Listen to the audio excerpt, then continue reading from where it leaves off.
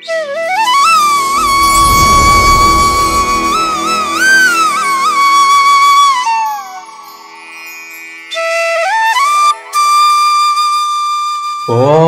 శ్రీ సచిదానంద సమర్థ సద్గురు సాయినాథ్ మహారాజ్ కీ జై. ముందుగా సాయి భక్తులందరికీ నమస్కారం అండి.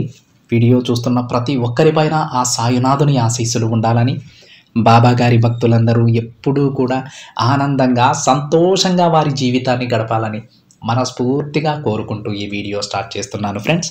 ఈరోజు సందేశంలో బాబా గారు తన బిడ్డలతో ఈ సందేశాన్ని పంచుకుంటూ ఉన్నారండి. ఈ సందేశంలో బాబా గారు తన బిడ్డలతో ఈ విధంగా చెప్తూ ఉన్నారు. బిడ్డ, ఈ వాక్కు నీ జీవితాన్ని మార్చగలదమ్మా. క్షణంలో నీ సమస్యలన్నింటినీ కూడా శుభాలుగా నీకు కలిగించగలదు, శుభవార్తలుగా నీకు చేరవేయగలదు తల్లి. కొంచెం ఓపికతో నీ తండ్రి చెప్పేది విను అని బాబా గారు అంటూ ఉన్నారండి. ఈరోజు సందేశంలో బాబా గారు తన బిడ్డలకి ఒక శుభవార్తను తీసుకొచ్చారంటండి. ఈ సందేశం గనక వింటే మీ సమస్యలన్నీ కూడా శుభాలుగా మారిపోతాయంట.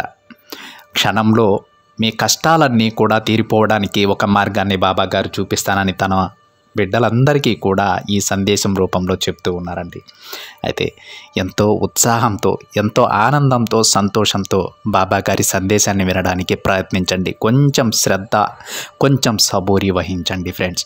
ఎందుకంటే బాబా గారు తన బిడ్డలకు ఎప్పుడూ చెబుతూ ఉంటారు, ఆ రెండు కూడా రెండు కళ్ళ లాంటివి, మీకు సరైన మార్గాన్ని చూపడానికి ముఖ్యమైనవి అని బాబా గారు ఎప్పుడూ కూడా శ్రద్ధ సబూరితో ఉండమని తన బిడ్డలకు చెబుతూ ఉంటారు ఫ్రెండ్స్. కొంచెం సహనంగా బాబా గారు ఏం చెప్తున్నారో ఇదంతా కూడా మీ జీవితం కోసమే, మనందరం బాగుండాలనే బాబా గారు కూడా కోరుకుంటారు. తన బిడ్డలు ఎప్పుడూ కూడా ఒక ఉన్నతమైనటువంటి స్థితికి చేరుకోవాలని, వారికి ఒక గొప్ప జీవితాన్ని అందించాలనే బాబా గారు అనుకుంటూ ఉంటారు. దానికోసమైనటువంటి సందేశాలు, ఒక చక్కటి మార్గం కూడా బాబా గారు ప్రతి సందేశంలో తన బిడ్డలకు చెబుతూ ఉంటారు. అలాగే ఈరోజు కూడా బాబా గారు తన బిడ్డల కోసం, తన బిడ్డల భవిష్యత్తు కోసం ఈ చక్కటి సందేశాన్ని అయితే తీసుకొచ్చారు ఫ్రెండ్స్.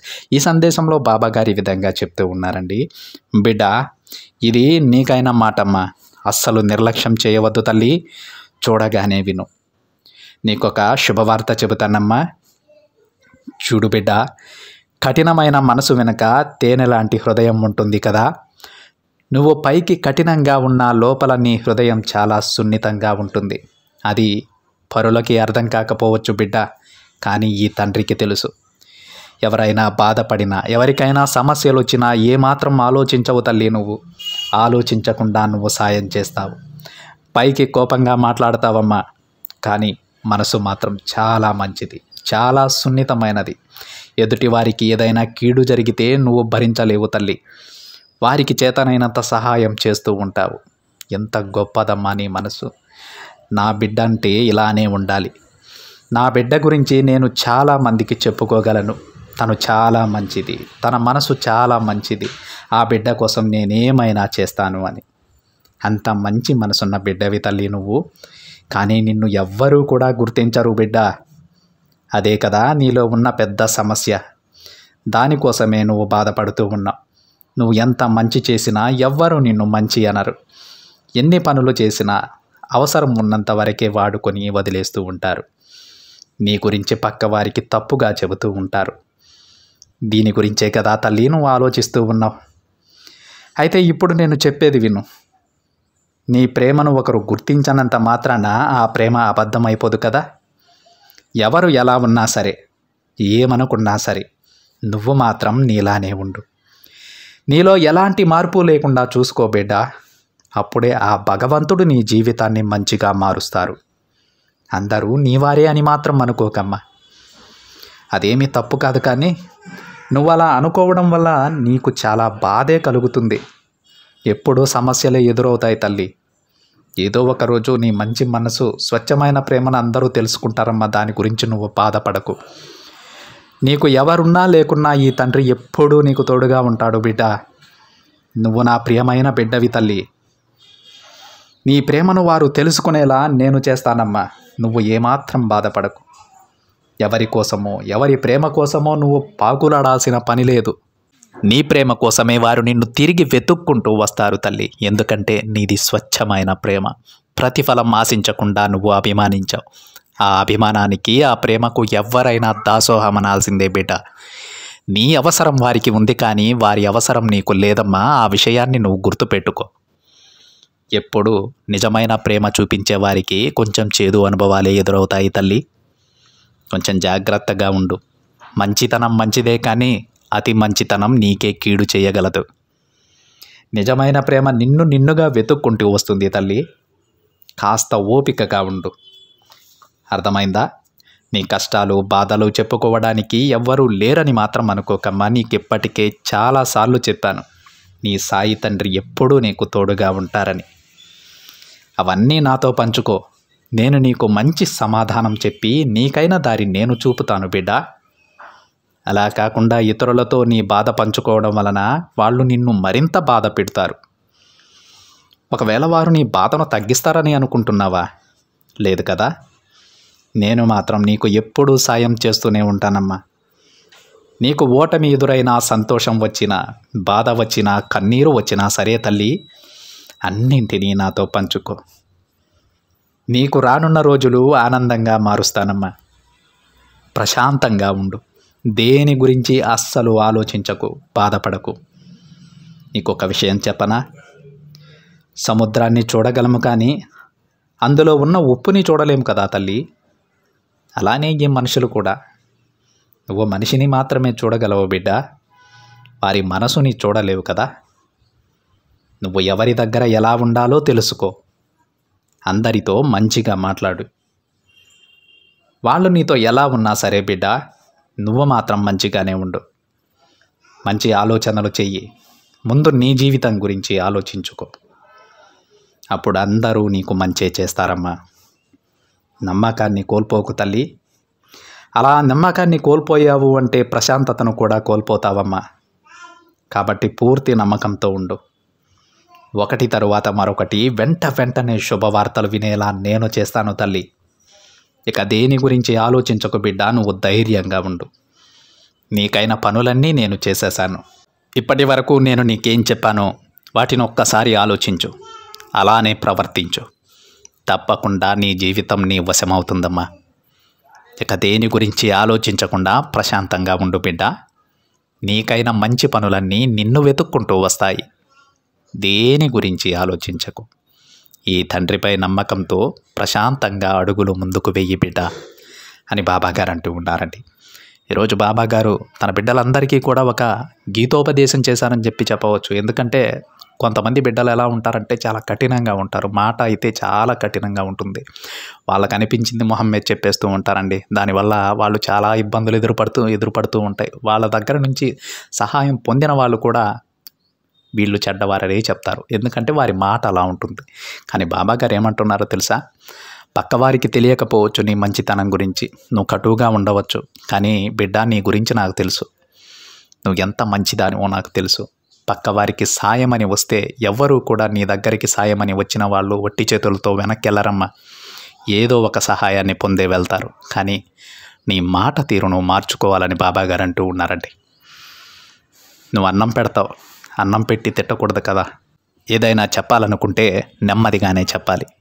మీరు చాలా దగ్గరలో గమనించవచ్చు, ఏ సహాయం చేయకపోయినా సరే నెమ్మదిగా మాట్లాడే వాళ్ళని చాలామంది అభిమానిస్తూ ఉంటారు. మనం ఎంత మంచి చేస్తున్నా సరే మన మాటలు కొంచెం కటువుగా ఉండడం వల్ల అందరూ కూడా మనల్ని చెడ్డవారని అంటూ ఉంటారు. అలాంటి బిడ్డలందరి కోసం కూడా బాబాగారు ఈ సందేశాన్ని చెబుతూ ఉన్నారు. మీరు వాళ్ళ గురించి పట్టించుకోవద్దు. ఒకవేళ వారు మిమ్మల్ని చెడ్డగా చిత్రీకరిస్తుంటే మాత్రం వారి దగ్గర కొంచెం జాగ్రత్తగా ఉండండి. అంటే వాళ్ళతో మాట్లాడవద్దని నేను చెప్పడం లేదని బాబాగారు అంటూ ఉన్నారండి. అందరితో మాట్లాడాలి, మంచిగా ఉండాలి. ఎంతవరకు ఉండాలో అంతవరకే ఉండాలి. అప్పుడే అందరికీ మంచిది. నీకైనటువంటి నిజమైన ప్రేమని నిన్నుగా అభిమానించే వాళ్ళని ఖచ్చితంగా బాబాగారు మనకు దగ్గర చేస్తానని కూడా చెప్తూ ఉన్నారు. ఎవరైతే మన ఆస్తిపాస్తులు, అందం ఇవన్నీ కాకుండా మనల్ని మనంగా ఇష్టపడుతూ ఉంటారో అలాంటి బంధాలు మనకు దగ్గర చేస్తానని బాబాగారు అంటూ ఉన్నారండి. ఎందుకంటే వారే మనల్ని సరిగ్గా అర్థం చేసుకోగలరు. మనం ఏమన్నా సరే, కోపంలో ఒక మాట అన్నా సరే దానిని వాళ్ళు అర్థం చేసుకొని ముందుకు వెళ్ళగలరు. మనతో చివరిదాకా ఉండగలరు. అయితే బాబాగారు తన బిడ్డలకి చెప్పేది మన మాట తీరు మార్చుకోవాలనండి. దానివల్ల మనకు చాలా ఇబ్బందులు ఎదురవుతాయి. మనం అనుకోవచ్చు, మనతో ఎవరుంటే మనకేమే, ఎవరు లేకపోతే మనకేమే, కానీ మన చుట్టూ మన వాళ్ళు ఉంటే ఆ ధైర్యం వేరుగా ఉంటుందండి. ఆ మాట తీరు మార్చుకోండి. మిగతా అంతా మీరు చూపించే ప్రేమకి వాళ్ళు దాసోహం అయిపోతారు. ఎందుకంటే మీ అంత ప్రేమ ఎవ్వరూ చూపించలేరు. మీది స్వచ్ఛమైన ప్రేమ. మీరు వాడి దగ్గర నుంచి ఏమీ ఆశించట్లేదు. కేవలం వాళ్ళు సహాయం అని వస్తే సహాయం చేస్తున్నారు. అలాంటి ప్రేమ వాళ్ళకి ఈ ప్రపంచంలోనే ఎక్కడా దొరకదు. ఒక్క మాట తీరు గనక మీరు మార్చుకోగలిగితే అందరూ వెతుక్కుంటూ మీ దగ్గరకు వస్తారండి. వాళ్ళకి మీలాంటి వాళ్ళు దొరకడం కష్టం, కానీ అలాంటి వాళ్ళు మీకు మాత్రం కోట్లలో దొరుకుతారండి. కొల్లలుగా ఉంటారు ప్రపంచమంతా. అందుకే బాబాగారు చెప్తూ ఉన్నారు, ఒకవేళ అలాంటి వాళ్ళు మిమ్మల్ని దూషించి పక్కకు వెళ్ళిపోతే వాళ్ళ గురించి మీరు ఆలోచించవద్దు.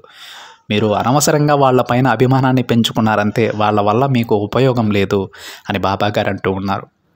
తిరిగి మళ్ళీ వాళ్ళు మీ దగ్గరికే వస్తారు. ఎందుకంటే మీ అంత అభిమానాన్ని కానీ, మీ అంత స్వచ్ఛమైన ప్రేమని కానీ వాళ్ళపైన ఎవ్వరూ చూపించలేరు. తప్పకుండా అలాంటి వాళ్ళు తిరిగి మీ దగ్గరకే వస్తారు. అలాంటి వాళ్ళ గురించి మీరు ఒక్క సెకను కూడా ఆలోచించవద్దండి. బాబాగారు ఏం చెప్తున్నారో ఒక్కసారి క్లియర్గా అర్థం చేసుకోండి ఫ్రెండ్స్. అలాంటి వాళ్ళతో మనకొచ్చే అవసరాల కంటే మనతో వాళ్ళకొచ్చే అవసరమే చాలా ఎక్కువగా ఉంటుందండి. ఈ విషయాన్ని గుర్తుపెట్టుకోండి. మనల్ని ఏ సహాయం అడిగినా సరే ప్రతిఫలం ఆశించకుండా చేస్తాం, కానీ వాళ్ళు అలా కాదు. మన దగ్గర నుంచి ఏదో కావాలని, ఏదో ధన సహాయము, ఆర్థిక సహాయం, ఏదో ఒకటి అది కావాలనే వాళ్ళు ప్రతిఫలం ఆశించి మాత్రమే మన దగ్గర ఏదో ఒక మనం అడిగింది చేస్తారు. అలాంటి వాళ్ళకి ఈ ప్రపంచంలో కొదవే లేదు. వాళ్ళు కాకపోతే ఇంకొకరు చేస్తారు. అలాంటి వాళ్ళ గురించి మీరు అస్సలు ఆలోచించవద్దు. మనకు ఏది కావాలన్నా బాబాగారు ఇస్తారు. బాబాగారిని అడగండి. మన కష్టం మీద మనం బతుకుతాం.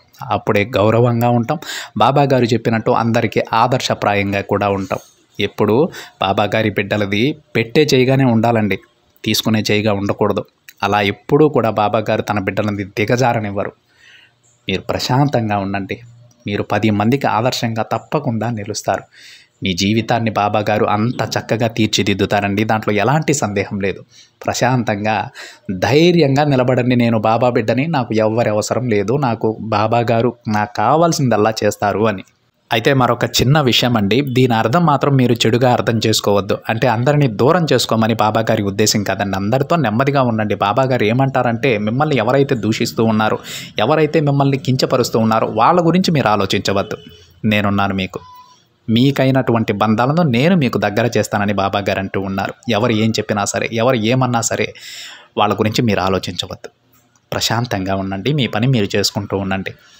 మీకంటూ ఒక గొప్ప జీవితం ఉంది. అది త్వరలోనే బాబాగారు మనందరికీ కూడా, తన బిడ్డలందరికీ కూడా వారి జీవితాలను వాళ్ళకి ఇచ్చేస్తారు. దాంట్లో ఎలాంటి సందేహం లేదు. బాబాగారిపై పూర్తి విశ్వాసంతో మీరు సంతోషంగా ఉండండి ఫ్రెండ్స్. ఆ సంతోషం మీకు కలకాలం ఉండిస్తారు బాబాగారు. అర్థమైందా అండి? ఇది ఫ్రెండ్స్ ఈరోజు బాబాగారి సందేశం. ఈ సందేశాన్ని వీలైనంత ఎక్కువ మంది మన బాబాగారి భక్తులకైతే షేర్ చేయడానికి ప్రయత్నం చేయండి. మీకు గనక ఈ సందేశం నచ్చినట్లయితే తప్పకుండా ఒక చిన్న లైక్ చేయడం అయితే మర్చిపోవద్దు ఫ్రెండ్స్. మొదటిసారిగా ఛానల్ని చూసేవాళ్ళు సబ్స్క్రైబ్ చేసుకొని పక్కనే ఉన్న బెల్ ఐకాన్ని కూడా యాక్టివేట్ చేయండి. మరొక బాబాగారి సందేశంతో మరొక వీడియోలో కలుద్దాం. అంతవరకు ఓం సాయిరామ్.